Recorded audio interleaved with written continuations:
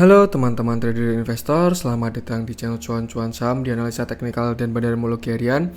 Seperti biasa, hari ini hari Senin, tanggal 10 Mei 2021, hari yang menarik kalau menurut saya. Dan kita akan menganalisa seperti biasa, kita akan menganalisa IHSG dan juga beberapa saham pilihan yang IHSG-nya cukup menarik dan juga beberapa saham juga cukup menarik. Lama rasanya saya tidak menyapa netizen karena kemarin Sabtu Minggu saya belum sempat membuat konten, mohon maaf sekali karena akhir-akhir ini saya baru banyak acara ya, sedang sibuk. Tapi tenang aja, setiap pertanyaan, kritik dan saran teman-teman selalu saya baca, dan untuk request analisa, pertanyaan-pertanyaan akan segera saya jawab di konten netizen bertanya Cuan-Cuan Saham menjawab. Mungkin sekitar liburan lebaran ini akan saya bikin kontennya. Jadi buat teman-teman yang ada pertanyaan, kritik atau saran, silahkan langsung sampaikan aja di YouTube atau DM Instagram, karena setiap pertanyaan teman-teman akan selalu saya balas jika saya sudah ada waktu. Terus juga buat teman-teman, jangan lupa support terus channel Cuan-Cuan Saham dengan cara like, comment, share, dan subscribe.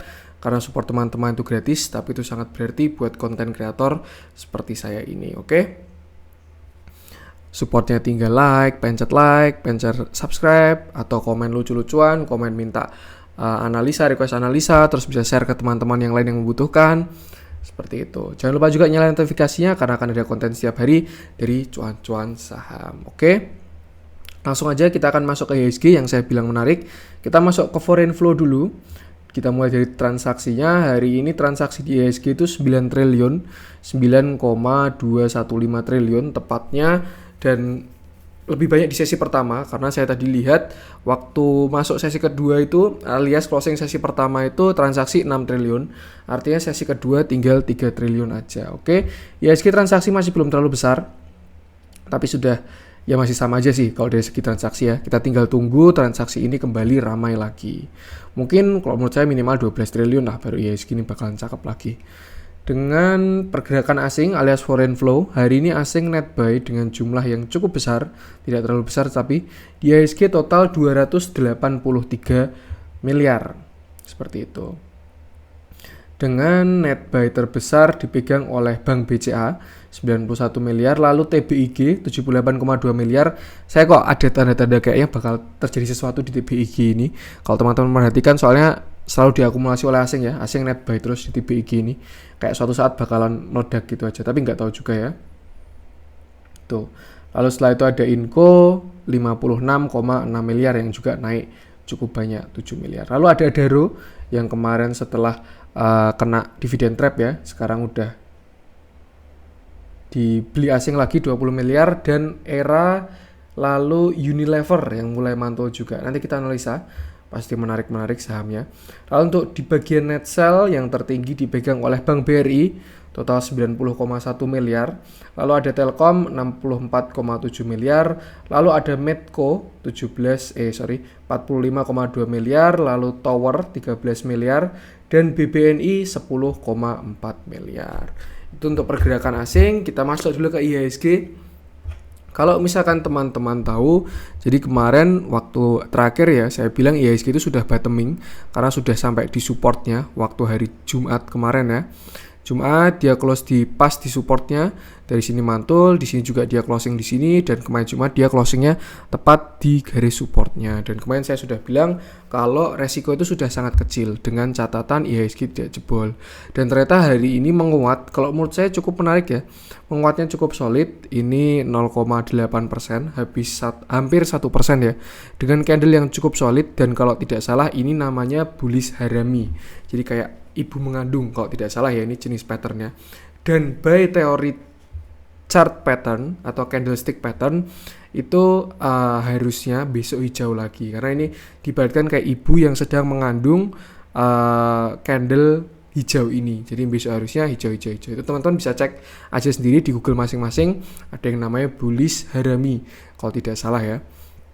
Tuh, kalau salah tolong dibenarkan. Tapi setahu saya ini harusnya reversal. Kalau misalkan terjadi di atas alias bearish harami setelah candle merah besar, lalu setelah candle hijau besar lalu merah yang di dalamnya, itu bakal pembalikan arah bearish, tapi kalau seperti ini harusnya bullish karena kemarin juga dia udah bottoming ya. Jadi untuk sekarang bisa kita asumsikan kalau supportnya IHSG itu ada di area 5928. Dia sudah mantul berkali-kali di sini. Ini 1 kali, 2 kali, 3 kali seperti itu. Cukup menarik. Dan IHSG geraknya masih ke samping.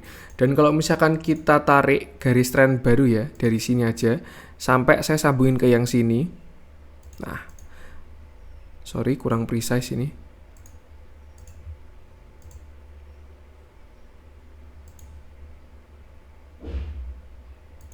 Gini mungkin ya. Nah, kira-kira seperti ini. Saya membuat garis baru dari yang ini sampai ini ya. Dua tren ini, shadow sini ke shadow ke sini, dan ternyata IHSG itu masih mantul di garis tren yang baru ini. Walaupun kemarin skenario penan kita yang pertama sudah jebol ya karena dia udah ke bawah, cuman perlu kita lihat dulu karena dia masih tertahan dengan support klasiknya di area 5928. Terus juga dia membentuk tren baru karena dia kemarin mantul. Kalau ini kan saya baru nyambungin ini sama ini, lalu dia mantul sekali, mantul 2 kali di garis merah ini. Cukup di respect.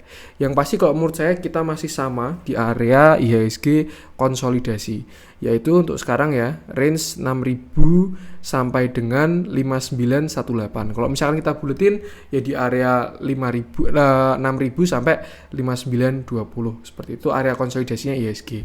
Kalau misalkan dia breakout yang atas, dia bakalan ke sini 6114.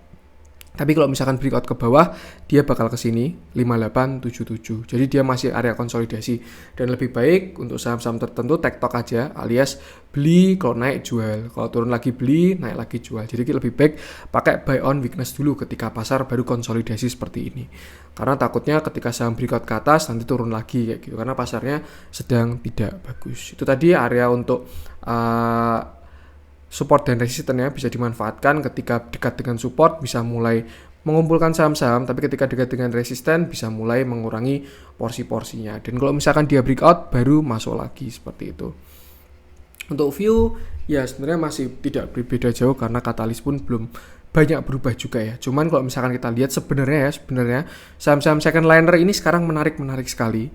Mungkin memang asing ini tidak menggerakkan saham-saham yang blue chipnya ya. Jadi IHSG kayak gini. Dan saham-saham blue chip kayak BRI itu masih belum bergerak. Tapi di saham-saham second liner sebenarnya sudah banyak yang menarik dan banyak katalis-katalis untuk saham-saham tertentu. Nah, nanti kita langsung bahas aja untuk saham-sahamnya. Yang pasti IHSG ini masih bakal konsolidasi. Jadi lebih baik main tektok dulu, jangan swing trading. Karena kalau swing trading biasanya ya naik terus turun lagi gitu, jadi nggak jadi cuan dan biasanya psikologi rusak.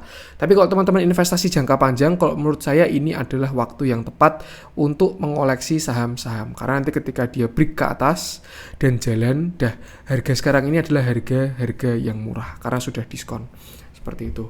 Jadi tugasnya adalah tinggal sesuaikan dengan trading plan teman-teman sendiri dan juga batasi resikonya seperti itu.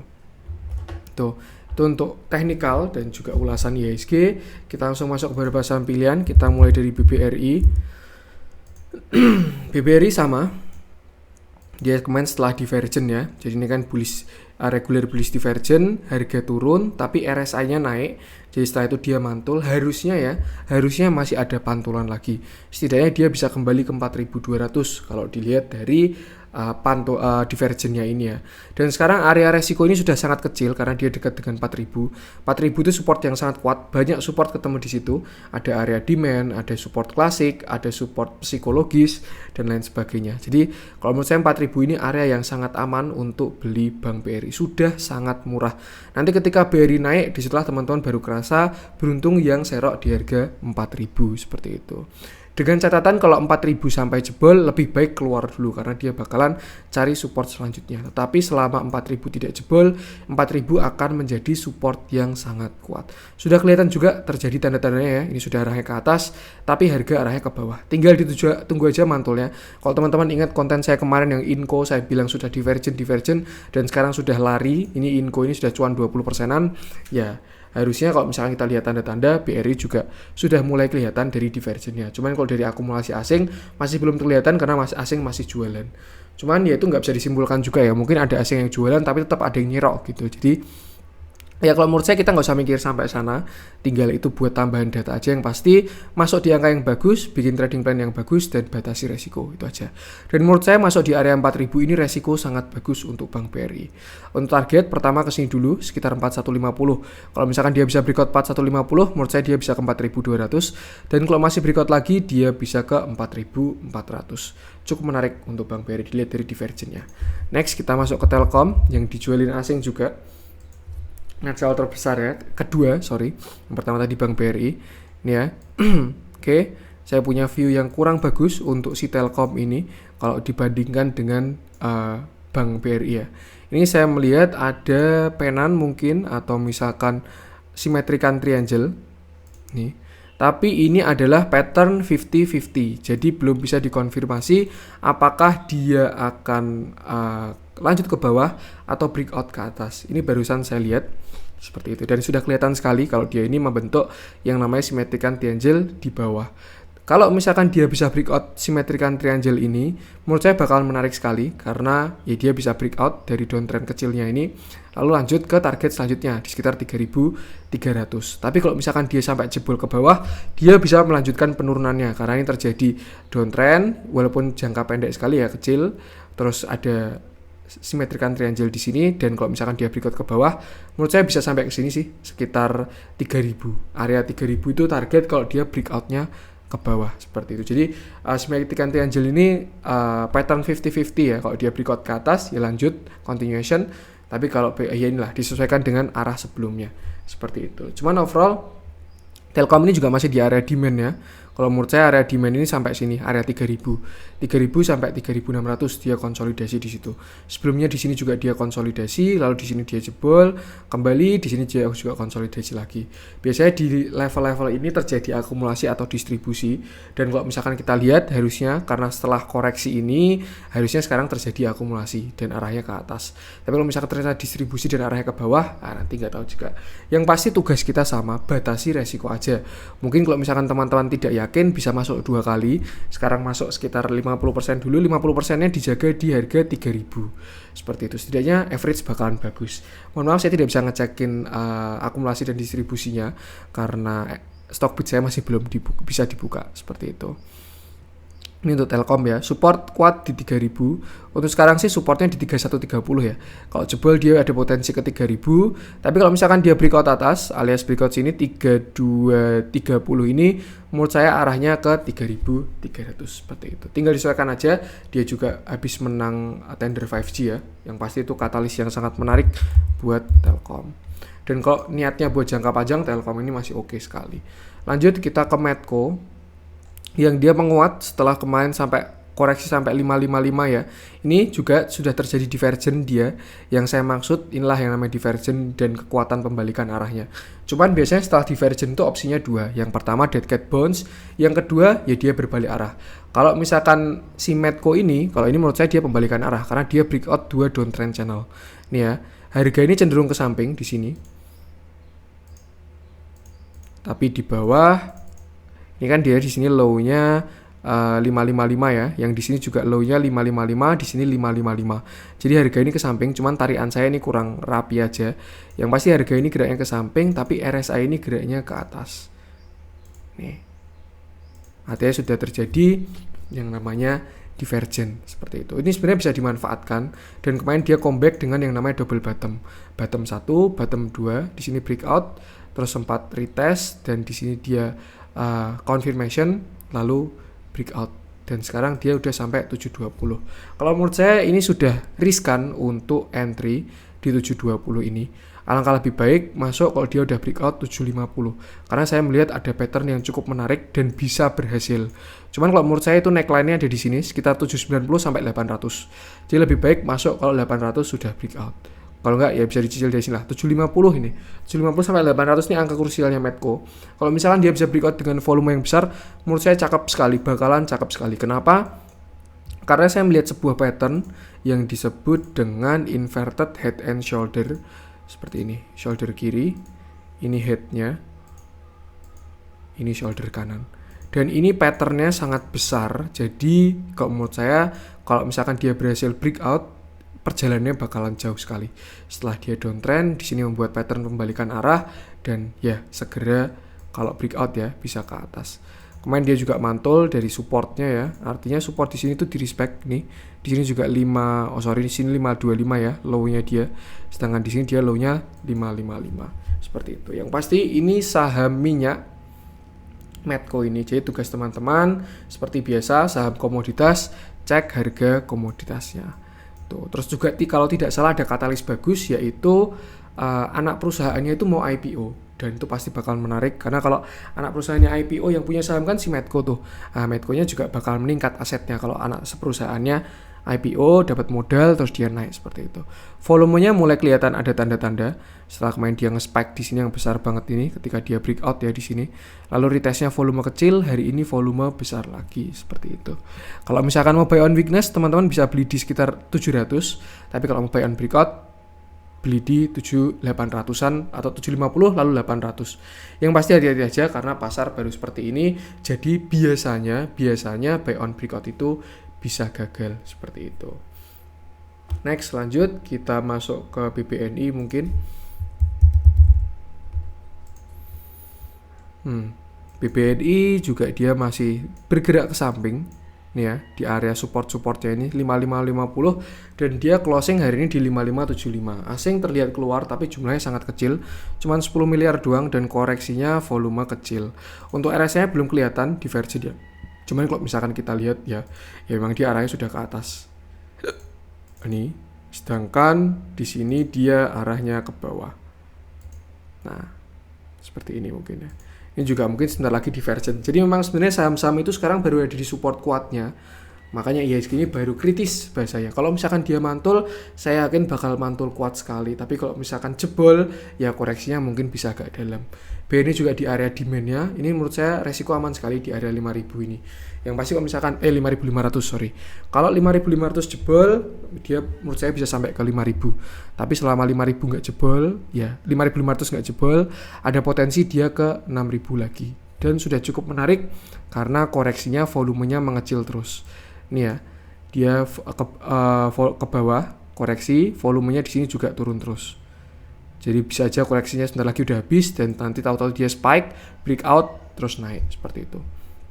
Bisa dimanfaatkan buat buy on weakness kalau teman-teman pengen punya saham ini. Lanjut kita masuk ke yang hijau-hijau. Pertama BBCA mungkin tidak saya cek ya karena dia masih di 32.000. Itu angka yang oke buat BBCA. Tuh. Lalu kita ke TBIG juga dia belum bergerak signifikan. Nah, kita mungkin masuk ke Inco aja.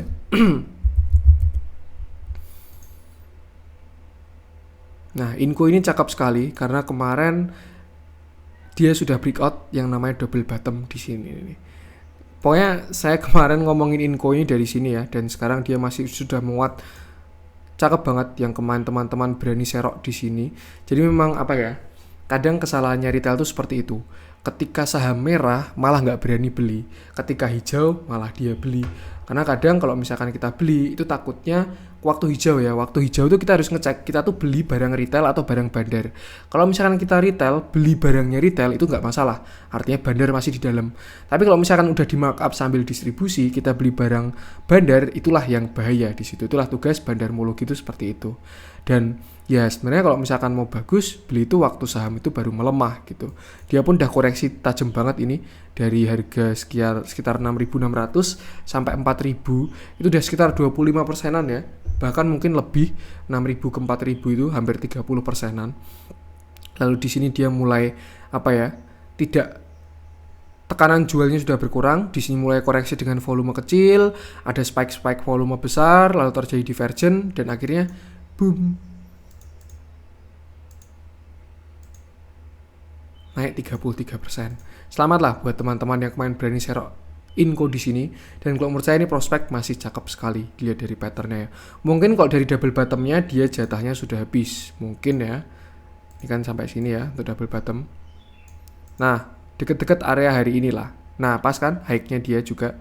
Nih, jatah dari double bottomnya sudah habis.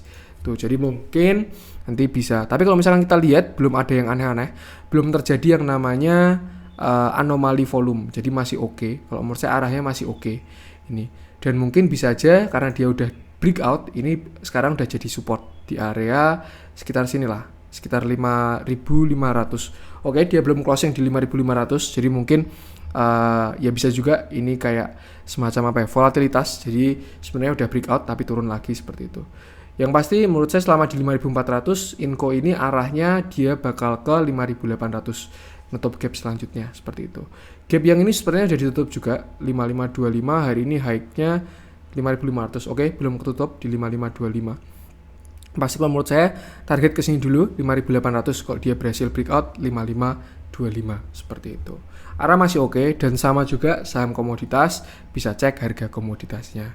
Cuman dia udah mulai masuk oversold, hati-hati aja nanti ketika dia koreksi, apalagi sampai membuat divergen seperti itu. Yang pasti trading plan jangan lupa support tadi di area sekitar 5.400, target kalau menurut saya resisten di area 5.800.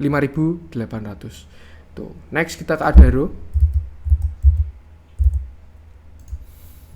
Nah, ini Adaro kemarin di sini dia habis kena ngano ya, setelah kena dividend trap, dia ngegap sekitar turun 4%. Cuman kalau saya lihat-lihat ini tandanya sudah bagus. Karena memang dia sudah dekat bottomingnya dan katalisnya baru oke gitu. Karena ya harga batubara ini masih oke. Itu. Dan kelihatan dia sudah mantul, alias low-nya tuh terakhir kemarin ya. Low-nya kemarin itu kan 1180 dan hari ini low-nya cuman 1190 seperti itu. Jadi kalau misalkan dia melanjutkan penguatan, itu kalau menurut saya bisa nutup gap dulu di area 1230, dan kalau misalkan breakout 1260 menurut saya bisa ke sini 1340. Dan kalau bisa breakout 1340, 1500 itu tinggal nunggu waktu aja. Karena dia membentuk yang namanya double bottom di sini. Ini bottom 1, ini calon bottom 2 yang belum di breakout. Dan sekarang dia di masa konsolidasinya di range 1235 sampai 1150-an. Kalau misalkan mau buy on weakness bisa tunggu di 1150, tapi kalau buy on breakout bisa tunggu setelah dia nutup gap di 1235. Tinggal disesuaikan aja buat teman-teman. Dan kalau teman-teman tanya, Mas kemarin saya kena dividend trap, Mas saya kemarin kena dividend trap gimana? Kalau menurut saya selama Adaro ini tidak jebol 1150 tidak masalah.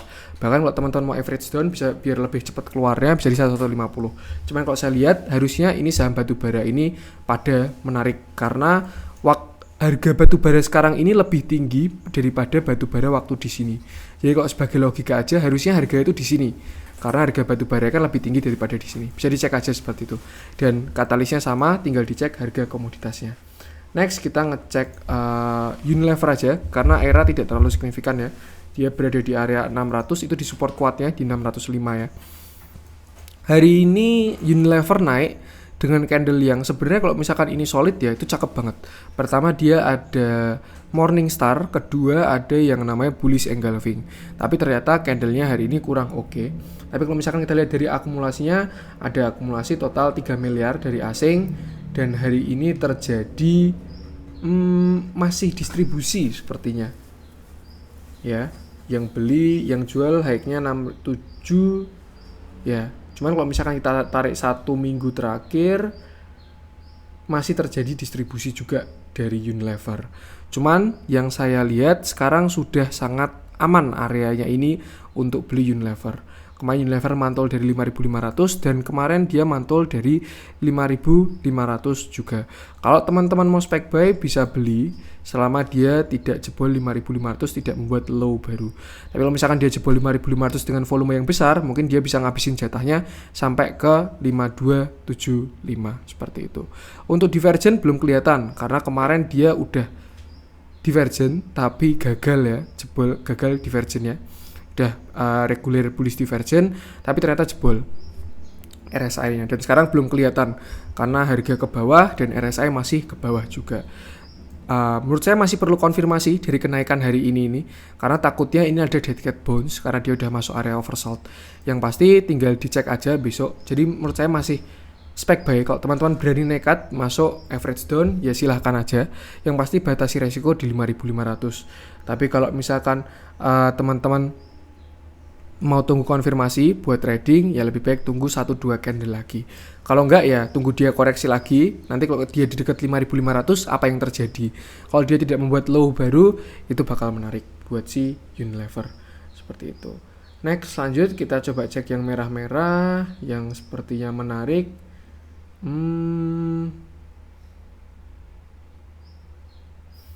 Breeze mungkin ya, kita cek Breeze. 2 hari ini Breeze koreksi dengan volume yang kecil. Ini artinya koreksi yang kalau menurut saya masih bagus. Dia kemarin breakout, jadi belum breakout ya si Breeze ini. Kalau dari downtrendnya dia breakout. Ini dia downtrend, terus di sini dia breakout, lalu retest. Nah, sekarang dia baru membuat base konsolidasi. Kalau misalkan saya bikinin gambarnya mungkin seperti ini. Nah, ini dia masih bakal konsolidasi. Sampai kapan? Sampai dia jebol angka 2460 seperti itu. Sampai dia closing di atas 2460. Dan kalau saya lihat koreksinya 2 hari ini volumenya bagus, kecil dan masih menarik kalau menurut saya. Jadi kalau mau teman-teman mau buy on weakness bisa di area 2200. Menurut saya itu bakalan cakep banget. Setidaknya kalau dia mantul dia bisa ke 2450. Dan kalau belum breakout bisa dijual dulu karena dia bisa turun lagi ke situ sekitar 2220 ini untuk si Breeze ini. Tapi kalau misalkan dia bisa breakout 2470 harusnya bakalan oke. Karena dia udah breakout downtrend, udah breakout sideways, konsolidasi, ya tinggal satu opsinya. Kalau tidak turun, tidak ke samping, ya berarti ke atas. Tapi kalau ternyata nanti dia jebol 2200, itu yang perlu diwaspadai. Karena artinya konsolidasinya dia jebol ke bawah, dan menurut saya bisa ke 2000. Yang penting batasi resiko aja dari Breeze ini, kalau teman-teman punya Breeze. Next, kita masuk ke yang hijau-hijau, yang cakep-cakep nih. Kita cek saham-saham kertas. Kita mulai dari adiknya dulu, yang hari ini naik 10% ya. Cakep sekali. Jadi memang ini yang saya maksud dengan kemarin saya bahas untuk si Techim sama INKP ini ya.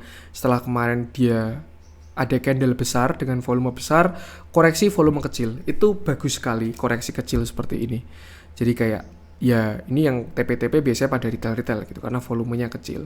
Dan hari ini dia breakout dengan candle yang besar, cukup solid dan volume besar. Setelah itu dia juga breakout blok konsolidasinya dia. Ini di sekitar 11.000 ini ya. Dia kan konsolidasi di area pink ini 11.000 sampai 9.300 sempat bottoming terus habis itu yaudah dia ke atas dan kalau menurut saya ini arahnya cakep untuk si Techim. Kalau misalkan teman-teman pengen masuk bisa tunggu di area 11.000 kalau pengen masuk ke Techim ya dengan keadaan sekarang. Tapi kalau itu kalau mau buy on weakness karena supportnya di 11.000. Tapi kalau nyungsep lagi support selanjutnya ada di sekitar 10.600 tuh. Tapi kalau teman-teman mau buy on breakout, bisa tunggu setelah dia breakout 11.400. Itu dia bakal masuk ke konsolidasi kedua dan resisten terdekatnya di area 11.900. Itu untuk Techim. Cukup menarik dilihat dari pembalikan arahnya, juga volumenya bisa di respect lah. Cuman mungkin bisa juga ada skenario baru ya, dia bisa bikin cup handle bisa juga. Misalkan di sini 11.375 ini lalu dia retrace ke 10.550 bisa juga bikin cup and handle. Yang penting nanti kita lihat aja dan batasi resikonya. Tadi sudah saya sebutkan angka-angka kuncinya seperti itu. Lanjut kita ke kakaknya INKP yang menguat besar juga 10% ya. 9% untuk si INKP. Tuh, dia juga bagus sekali, candlenya cukup solid, breakout resisten dan ada volume. Kalau menurut saya ini dia sekarang udah di supportnya 10.000. Nah, dia dari closing di 10.100 ya. Jadi untuk supportnya INKP untuk sekarang di area 10.000. Itu supportnya INKP. Untuk resisten atau target terdekat di sini area 10.475 sampai 10.500. Kalau misalkan dia bisa breakout, dia bisa ada potensi ke 11.000 atau 10.900. Masih cakep juga untuk kertas ini setelah dia kemarin koreksi banyak ya. Ya harusnya kalau setelah turun banyak ya jatahnya naik banyak. Itulah yang disebut dengan ketika saham naik tinggi, sesuatu instrumen naik tinggi kayak misalkan kripto, saham naik tinggi, pasti ada masanya turun juga karena tetap ada orang yang taking profit. Seperti itu, ada masa jenuh, ada masa kekuatan tenaga, kehabisan tenaga untuk ngangkat gitu. Kayak misalkan ibarat saya bandar INKP gitu ya. Saya kemarin udah ngangkat tuh INKP dari harga 3.000 sampai 15.000. Nah, duit saya udah habis nih. Kalau mau ngangkat lagi udah nggak ada dana kan. Yaudah, taking profit dulu. Biar dia koreksi, tapi koreksinya nggak sampai 3.000 lagi. Koreksi sampai 10.000, dijaga di 10.000, akumulasi, terus diangkat lagi gitu. Itulah yang disebut dengan ketika saham naik, pasti ada waktunya turun. Ketika saham turun, pasti ada waktunya naik. Yang pasti tugas kita sebagai retail, sebagai trader, tinggal batasi resikonya aja untuk saham-saham yang kita trading. Oke, mungkin itu untuk konten hari ini, hari Senin. Besok hari Selasa kita masih ada konten juga. Besok pasar buka terakhir ya, sebelum liburan cukup panjang, liburan Idul Fitri, seperti itu. Buat teman-teman yang ada pertanyaan, kritik atau saran, silahkan bisa sampaikan lewat DM Instagram atau di @cuan-cuan-saham atau enggak melalui komen YouTube, dan pasti nanti akan saya balas kalau saya sudah ada waktu, seperti itu. Untuk konten yang netizen bertanya cuan-cuan saham menjawab juga segera bakal saya jawabin dekat-dekat ini. Mungkin besok liburan Lebaran bakal saya jawabin. Lalu karena akhir-akhir ini saya baru sibuk ya, saya mohon maaf sekali. Terus juga buat teman-teman, jangan lupa support terus channel cuan-cuan saham dengan cara like, comment, share, dan subscribe. Karena support teman-teman itu gratis, tinggal klik-klik aja ya. Bisa klik like, klik komen, mau komen-komen lucu-lucuan atau tanya-tanya, diskusi dengan teman-teman yang lain. Terus subscribe, tinggal klik subscribe. Terus juga bisa share ke teman-teman yang membutuhkan konten ini, seperti itu. Harapannya cuan-cuan saham semakin besar dan bisa semakin bermanfaat buat teman-teman semua. Oke, mungkin itu untuk konten hari ini. Sekian dari saya dan salam cuan.